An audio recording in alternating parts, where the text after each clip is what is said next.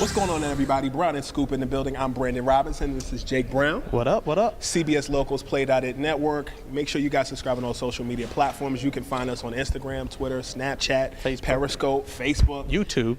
Because you know we're in there like swimwear, right? We're always in there. We're in there like swimwear. Let's get to the meat and potatoes of everything.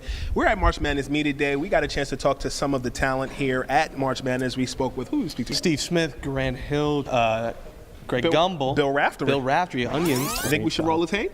Of course. Roll them.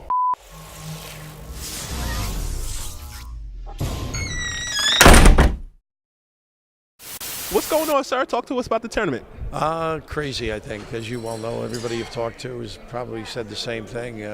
There's so many good teams that a lot of schools are going to go back to the campus and woe is me, and that should have been us. We beat them twice, but that's, the difference. March brings out the best in some teams. Some get a little bit better. They get more organized in their, feeling towards one another, togetherness. And that's the team that blossoms. They start playing well late.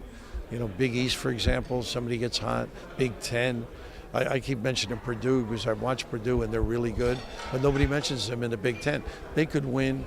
They could lose the Big Ten and end up, maybe winning the title. So Utah's another team that jumps in that nobody talks about back east. They're really good. When they get to the Sweet 16 last year with Portal at center and some pretty good, Loveridge, good shooter, but that's what makes it fun for us, but not so much for coaches.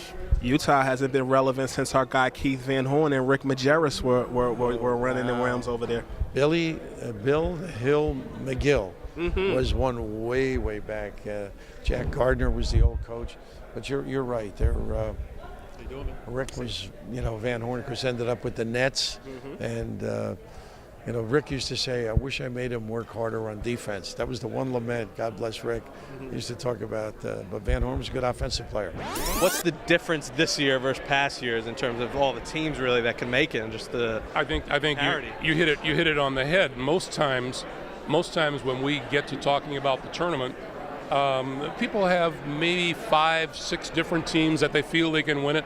Anytime I've asked any of our analysts their thoughts, the lowest number that they come up with is maybe 9 or 10, and it can go up to even 16 or 17. So there are some who will say that there are a lot of really good teams. There are some who would say there are no great teams. It's probably somewhere in the middle that happens. But I think that parity is a good thing, and the fact that there is no real certainty as to who is going to win it makes for an exciting tournament. Tell us about the tournament. There's 25-30 teams that can really win it.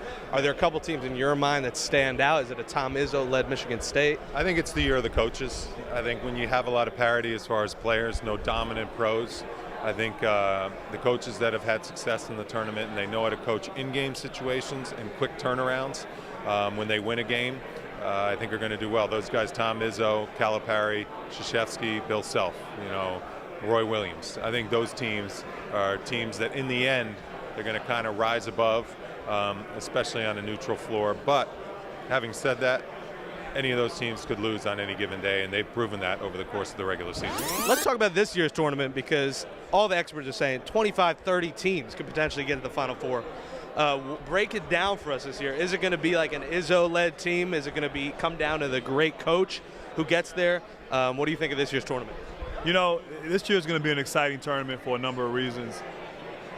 I really, honestly, cannot answer that question. It's weird. Like in years past, whether my association with the tournament or I was in the NBA and I'm filling out my brackets, you could point to 2 or 3 teams that you feel like they're going to be there. They may or may not win it, but they're going to be there in the Final Four.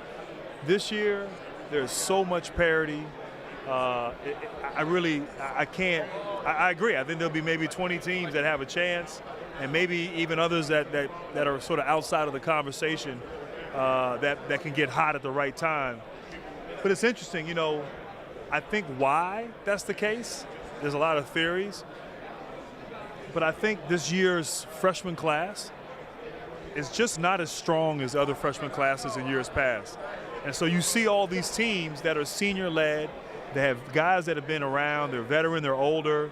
And so anyway, it's been fun to watch. We'll see how it plays out in the tournament. Last time we talked, it was around NBA Finals time on the phone, and we talked about who you thought would win the finals, and you said it was such a dead heat. A lot has changed since then. The Golden State Warriors are the NBA champion. Your prediction going into the playoffs are right around the corner. What do you see in Golden State? What do you see in Cleveland and the other teams that you think stand out? Obviously, you're a former Spur, so you have loyalties to there as well. But what do you see that stands out?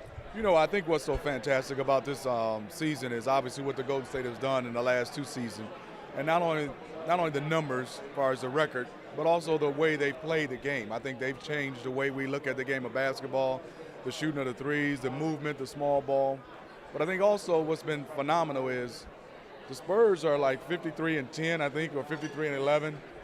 That's an unbelievable year, and they're kind of like in the background, and that's the way they like it, the Spurs. So you're talking about a team that's only lost 11 games up against a team that's lost 6 games.